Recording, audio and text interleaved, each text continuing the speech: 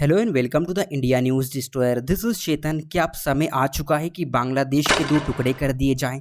क्या समय आ चुका है कि बांग्लादेश को सही से जवाब दिया जाए? क्या अब समय आ चुका है कि बांग्लादेश की बेलगाम जुबान को काट दिया जाए? क्या अब समय आ चुका है कि बांग्लादेश को अच्छी तरह से सबक सिखाया जाए? क्योंकि यूनुस खान ने भारत के खिलाफ अपनी सारी सीमाएं लांघ दी, अपनी सारी सरहदें पार कर दी। मतलब इस व्यक्ति ने पाकिस्तान को भी पीछे छोड़ दिया। पहले क्या हो रहा था कि बांग्लादेश में हिंदुओं को मारा जा रहा था, मंदिरों पर हमले किए जा रहे थे, घर में घुस घुस कर लोगों को परेशान किया जा रहा था, लोगों को उठाया जा रहा था, किडनैपिंग की जा रही थी। और जब भारत इस बारे में कुछ बोलता था तो ये लोग ये कहते थे कि ये बांग्लादेश का आंतरिक मामला है, भारत को इसमें हस्तक्षेप करने की जरूरत नहीं है। लेकिन अब इस मूर्ख आदमी ने भारत की संप्रभुता और क्षेत्रीय अखंडता को सीधे सीधे चुनौती दे दी। क्योंकि इस व्यक्ति ने जो स्टेटमेंट दिया है ना, उसको अगर हम ध्यान से देखें तो हमें ये बात पता चलेगी कि शायद भारत को बड़ा कदम जरूर उठाना चाहिए। स्टार्टिंग हम मैप से करते हैं पूरे इशू को समझने के लिए। ये हमारी प्यारी सी कंट्री और बगल में आपको बांग्लादेश देखने को मिल जाएगा। कुछ टाइम पहले आपको याद होगा बांग्लादेश में तख्ता पलट किया गया था। इस्लामिक कट्टरपंथियों ने सत्ता अपने कब्जे में ले ली थी। देन शेख हसीना जो कि पहले वहाँ की प्रधानमंत्री थी, उनको भारत में शरण लेनी पड़ी। और जब ये घटना हुई थी उस टाइम मैंने अपने एक वीडियो में बताया था कि बांग्लादेश में जो तख्ता पलट हुआ है वो भारत के लिए ब्लंडर साबित होने वाला है। क्योंकि यहाँ पर अब आतंकवादी खुलेआम घूम रहे हैं और ये यूनुस खान वहाँ का मसीहा बन के बैठा है, उन आतंकवादियों का लीडर बन के बैठा है। आपको ये बात अजीब लगेगी लेकिन इस घटिया आदमी को शांति का नोबेल पुरस्कार मिल चुका है, जो अब भारतीय उपमहाद्वीप में अशांति फैला रहा है। अब इस यूनुस खान ने क्या किया, चीन में जाकर भारत के पूर्वोत्तर राज्यों पर बेहद मूर्खतापूर्ण कमेंट कर दी। कमेंट ये की कि भारत का पूर्वी हिस्सा, जिन्हें सेवन सिस्टर कहा जाता है, वो एक लैंड लॉक क्षेत्र है। लैंड लॉक का मतलब ये है कि जमीन का वो हिस्सा जिसके आसपास सागर या समंदर नहीं होता, राइट। जैसे नॉर्थ ईस्ट इंडिया के आप ऊपर देख रहे होंगे तो भारत चीन से घिरा हुआ है, राइट हैंड साइड में म्यांमार से, और नीचे की साइड बांग्लादेश है। लेकिन यहाँ पर मैं एक बात क्लियर कर रहा हूँ कि भारत का उत्तर पूर्वी क्षेत्र कोई लैंडलॉक नहीं है जैसे कि यूनुस खान बोल रहा है। ये भारत का अभिन्न हिस्सा है जिसकी सीमा हिंद महासागर से लगती है। अब यूनुस खान ये बोल रहा है कि भारत के उत्तर पूर्वी हिस्से की समंदर तक पहुंच नहीं है और इस पूरे क्षेत्र के लिए समंदर का संरक्षक बांग्लादेश है।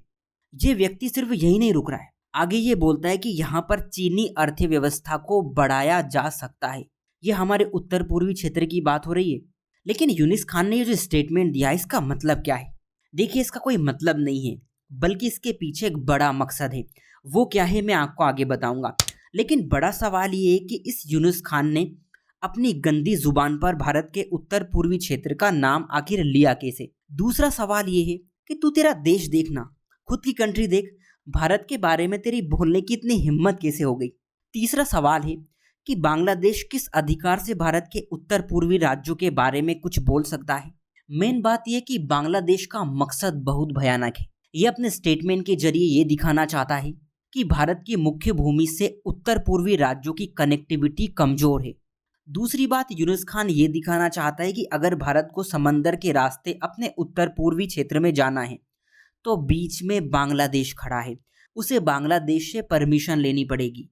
तीसरी बात, यूनुस खान चीन को खुला इनविटेशन दे रहा है कि भारत की ये कड़ी कमजोर है, भारत के इस हिस्से को आसानी से घेरा जा सकता है।